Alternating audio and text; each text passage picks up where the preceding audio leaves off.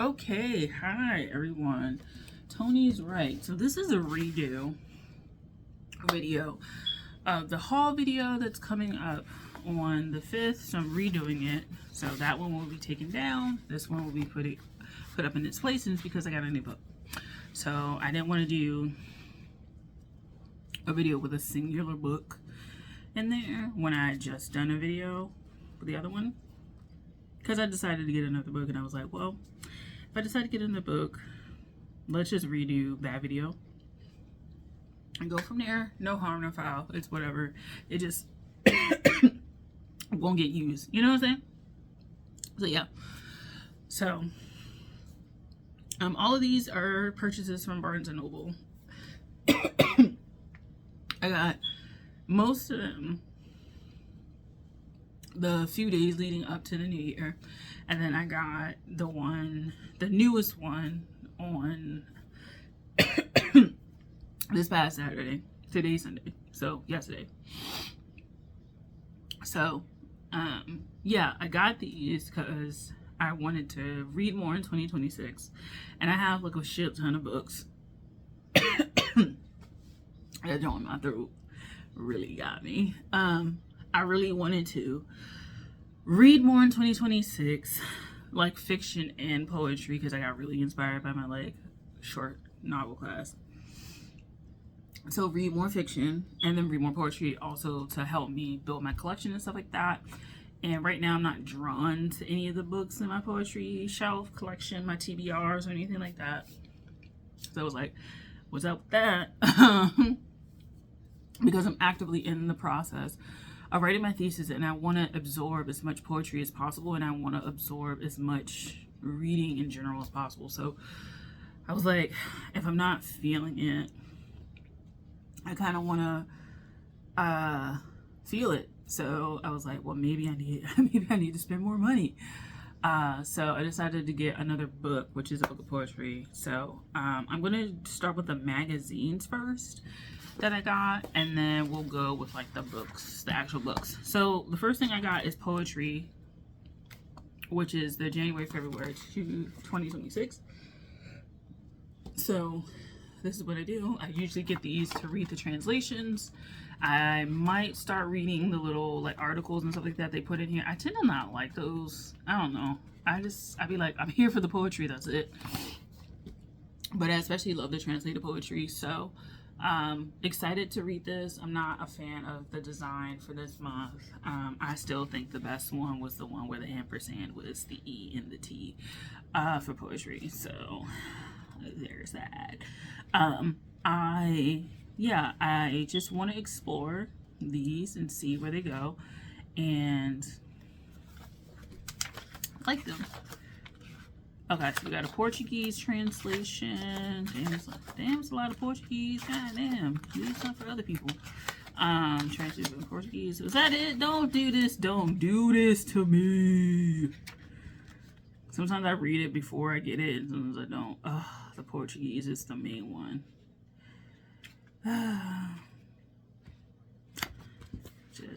Just terrible. Anyway, but yeah. There's poetry. So excited to read it. It's fairly cheap for the US. It's under $7, $6.95. So it's not bad. It's affordable, and I kind of just feel like it also doesn't take up as much space on your bookshelf as other things. So I would say pick it up. You get exposed to a bunch of people you've never would have probably read a day in your life. And if you don't like looking at a screen all the time, all the time, then this kind of works. Okay. Next is Poets and Writers. I'm also not a fan. I said this in the other video. Not a fan of this cover either. I get that it's on brand for like what they're trying to portray here, but I don't like the design. It's me. It's not them. It's me. I usually get this one to see. I tend to look at the ads for the MFA programs, because I wanted to see what programs are out there, because I didn't explore too many programs when I was looking for MFA programs. the only MFA that I would go back for is an MFA in playwriting, which I had considered. I probably am not going to do that. I'm just going to go ahead and take some intensives and write plays from there. But getting writers conferences, writers retreats, MFA writing programs across the US, and then like some of the opportunities which I never applied to in these little boxes up here, the anthologies and chapbooks and shit like that. I think now that I am more into finding out my career path post graduation, I am probably going to take a little bit more time and pay a little bit more attention to these opportunities, to just see from teaching to retreats to all the kind of stuff. So that's where I am. I rarely read the articles. I don't be caring about that shit. I ain't gonna lie. I have this book, John Lyle's Bees and After. I have this book. I started reading it. I gotta figure out where it is because I need to take. Is that the book right there? I think it is. It might be. Yeah, it's over here. Because there's one about sea life that I want to like study, because I'm like, I have a poem that I'm trying to write about sea life. Look at that. So got that, and just seeing who's out there, who's getting published, who's getting, like who's getting put on, who's getting out there. I just like looking at the ads and stuff like, what I'm saying? I just like that stuff. I like knowing where we are with this, So there's that. So those two are out of the way. Those are the magazines. Here are the books. So the first one, these are all fiction that I'm going to give, and I'm going to end on my poetry because it's one. Okay, so the first one is Yoko Tawada's The Bridegroom Was a Dog. And I'm like, I hate this cover. I'm like, but it's like, it feels like when I read it, it's going to be fitting. But I'm like, who designed this? Like, bro, who designed this? Now, this book is cheap. It's $10.95. And it's a small book. It's like 70 pages. Yeah, it's not even 70 pages. It's 59 pages. The story is 59 pages for this size. If it was a larger size, it would have been like 30. But this author won the Akutagawa Prize, which is like one of the best prizes you can get in Japan. So, and Akutagawa was like a very strange writer himself. So I'm kind of curious to see how it goes. But essentially, it's translated from the Japanese by Margaret Mitsutani. And this is the story premise. A school teacher tells her class a fable about a princess who promises her hand in marriage to a dog that has licked her bottom clean. What? Strangely, a dog-like suitor then appears to court the teacher. Much to the chagrin of her friends, an odd romance ensues, simmering with secrets, chivalry, and sex. And I wonder if this is going to be sort of like Mrs. Caliban. I hope not. I swear to God, I hated that book low-key. It was interesting, but it was also annoying. That book was annoying for me. It's like, I got teeth. Oh, God. I'm like, can't stand that shit. Low-key. But The Bridegroom Was a Dog. A dog.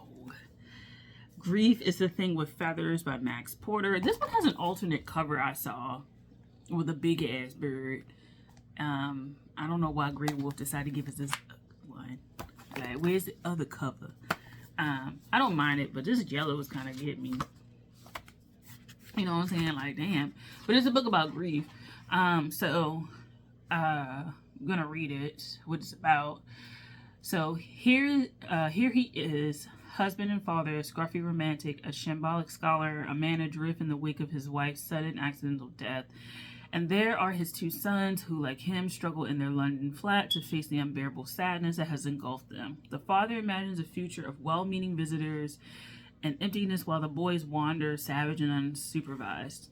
In this moment of violent despair, they are visited by Crow, antagonist, trickster, goad, protector, therapist, and babysitter. The self-described sentimental bird, at once wild and tender, who finds humans dull accepting grief, threatens to stay with the wounded family until they no longer need him.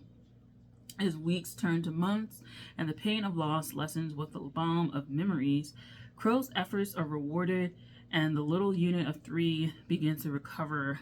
Dad resumes his book about the poet Ted Hughes. The boys get on with it, grow up. Part novella, part polyphonic fable, part essay on grief, Max Porter's extraordinary debut combines compassion and bravura style to dazzling effect. Full of angular wit and profound truths, Grief is a Thing with Feathers is a startling, original, and haunting debut by a significant new talent. There's that. So it has 3 different perspectives. Literally says dad, boys, and Crow. Like that's the perspective. This one is 114 pages. And other books by him, Shy, The Death of Francis Bacon, Lanny and Grief is a Thing with Feathers. Okay, so yeah. Alright, so there. Last of the fiction is Paradise, which is Fernanda Melchor. I kind of liked the cover of this, and it's in my mind as a consideration for cover design for myself, although I doubt that I'm going to use this as an example. So, yeah. Fernanda Melchor is a Mexican author, and then this guy's from the UK, I think he was born and raised in the UK. And then, like I said, the first one is Japanese. Okay, so this one is translated by Sophie Hughes, and the description goes, inside a luxury housing complex, 2 misfit teenagers sneak around and get drunk. Franco Andrade, lonely, overweight, and addicted to porn, obsessively fantasizes about seducing his neighbor, an attractive married woman and mother, while Polo dreams about quitting his grueling job as the gated community's gardener and fleeing his overbearing mother and their narco-controlled village. Each facing the impossibility of getting what he thinks he deserves, Franco and Polo hatch a mindless and macabre scheme, written in a chilling torrent of prose by one of our most thrilling new writers. Paradise explores the explosive fragility of Mexican society with its racist, classist, hyper-violent tendencies, and how the myths, desires, and hardships of teenagers can tear life apart at the seams. So that's Paradise. The one thing about Paradise is this is the book. This is the book. This is the book. Look, this is the book. This block is the book. It's almost like each one is a framed painting, because that's how big the whole thing is. And I was reading it, and it's interesting how it's written. It's just, you gotta understand, this whole book pretty much is blocks. Now, it does have these little chapters that are not numbered, but it's blocks of writing. So just so you know, if you gonna go get it, just so you know what you get into. The last is the book of poetry that I got. It's called Scorched Earth by Tiana Clark. And I think I already fudged it up with some barbecue sauce. Yeah, ain't that like me? Fuck some shit up with some barbecue sauce. This is the book, though. I like the size. This actually may be the size of my book. Like something like, oh shit, my bad. Something like this. Something like this or like this. I feel like I like the feel of this. I feel like I like this. I like this. I like how this feels in my hand. I like this. Yes, I like it. I like this. I ain't gonna lie. I like how floppy it is. I don't care. So I'm gonna read this also. So they are American, I believe. I believe she's American. So Scorched Earth is a survey of what is on the other side of survival. The collection moves between ruins and radical love, fragility and tenderness in the wake of a divorce transform, and expand into virtuosic stanzas full of ache and sweetness. These poems are steeped in rebellious abundance and transgressive joy, reveling in maximalism and intertextuality. From Nick Fasted poem on Kara Walker, who was usually like a cutout, like paper cutouts kind of artist, to a standout series on the first Black bachelorette, Clark's stanzas shift between reverence and irreverence, holding institutional and historical herds alongside sensuality and queer Black bliss. Scorched Earth. So yeah, I really liked this because I was interested in kind of looking at the longer poems. I tend to write rather short, usually half a page to a page long. A lot of her poems are like this. Usually it looks like taking up the full page and a half, full 2 pages, 3 pages, 4 pages or so. And I wanted to kind of get examples of this because writing longer is something that you really have to prepare yourself for and really put in an effort to do. And I kind of just want to make sure that I have subject matter to do it, because I'm not going to stretch it past what I want. You know what I'm saying? Like, I'm not going to do that. But I want to push myself, but I'm not going to like make up some bullshit to like do this point. You know what I'm saying? Like, I'm not going to do that. I'm not going to do that. So, yeah. There's it. So these are the books and magazines that I got. So now I have 4 books that I purchased. 4 books. So Scorched Earth, Tiana Clark, Paradise, Fernanda Melchor. Grief is the Thing with Feathers, Max Porter. And The Bridegroom Was a Dog, Yoko Tawada. And then my poetry and Poets and Writers. So these are all that I got. I'll just put them all here. Like, get them all together. So this is everything that I got. Thank you for watching. I'll talk to you guys later. Bye.